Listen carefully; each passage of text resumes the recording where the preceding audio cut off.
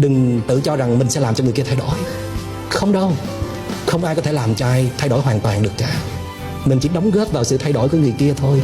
Mà nhiều khi cái chất liệu để đóng góp á chính là sự dừng lại của mình. Đừng có nói gì nữa hết.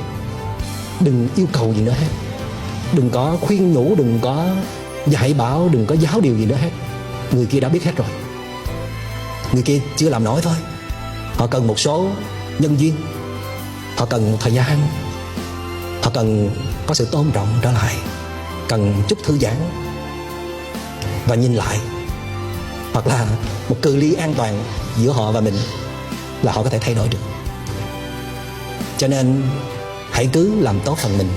Dĩ nhiên là khi người kia bết quá, kém quá, không thể tự cố gắng được thì mình sẽ đưa cánh tay tới. Em ngã thì anh sẽ nâng, nhưng mà em chưa ngã thì anh đừng nâng.